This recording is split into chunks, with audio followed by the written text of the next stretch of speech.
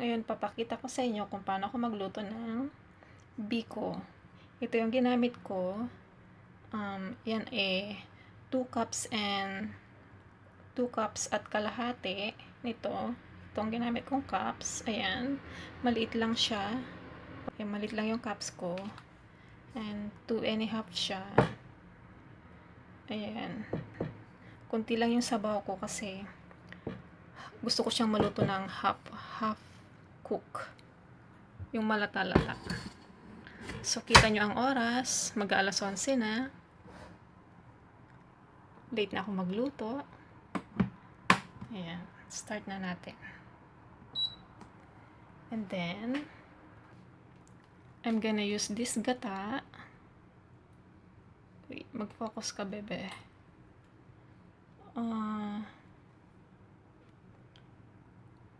Ayaw mag-focus. Ayun. 400 ml. 14 ounce. Yan. Yan ang gamitin kong gata. And yung sugar ko, konti lang. Ito yung Sinakob. So, let's start cooking the gata. So, ayan ang aking mahiwagang wok. I'm gonna put the gata.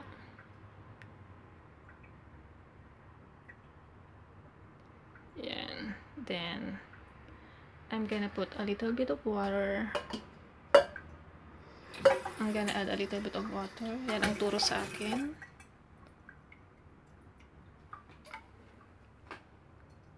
Ayan.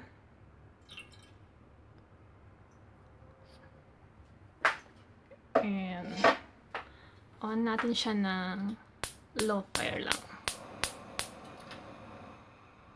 Yan. Ayaw natin siyang biglain. Low fire lang muna. Ayan. So, ayan. Ayan na po ko siya. Pag medyo lumalabas na yung langis niya, saka natin lalagay yung sugar, yung Sinakob. Pwede rin namang gumamit kayo ng brown sugar. Pero since Sinakob yung available sa akin, yun ang gagamitin ko. But you can use brown sugar. Same procedure din, be. So, ayan. Boiled na siya. Hindi natin siya hahaluin. Dito lang sa gilid. Gaganyan-ganyan mo lang siya.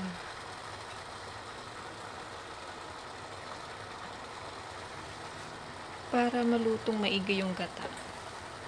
Ganyan daw, magluto ng BIKO. Ganyan daw lutuin ang gata ng BIKO. Ayan. Ganyan lang. Sa gilid-gilid lang siya. Ayan. Kasi yung sa gilid niya, parang nadadry ba siya. Kaya gaganyan-ganyan mo siya. Ayan.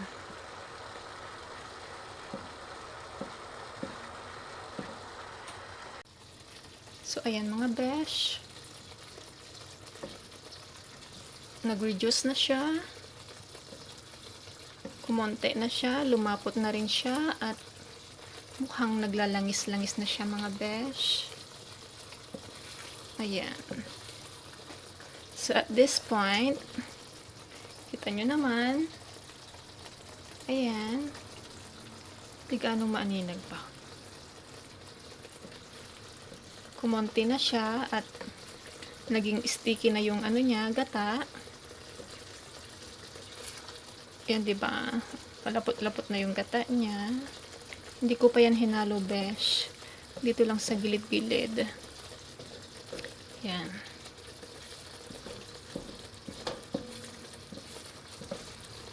Kita mo naman, di ba, besh? Ganyan. So, at that point, pwede na natin ilagay ang ating sugar. Ang Sinakob. Galing pa yan ng Pinas. Nung umuwi ako ng October. Ilagay na natin lahat.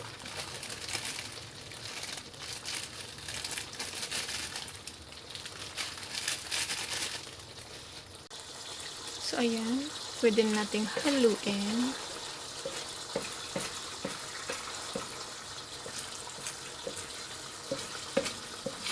Diba? Naglalangis-langis na siya, besh. Ganyan yung gusto kong gata ng biko.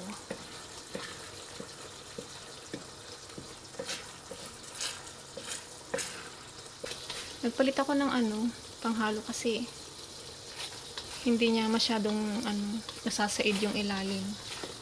Ito said na said ba? Diba?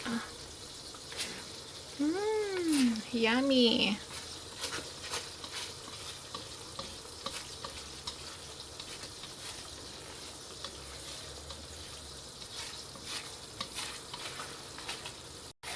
So, at this point, pwede ko nang ihalo ang aking malagkit. So, wait a minute. So, ayan na ang aking malagkit. Let's mix together.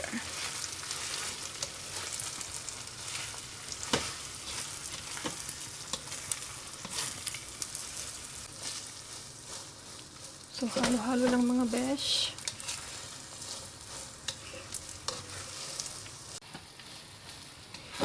So, ayan na mga besh. Pwede ko na siyang i-transfer. So, ayan na siya mga besh. Ang ating biko. Hope you like it. Live life to the fullest, square and fair. Until my next one.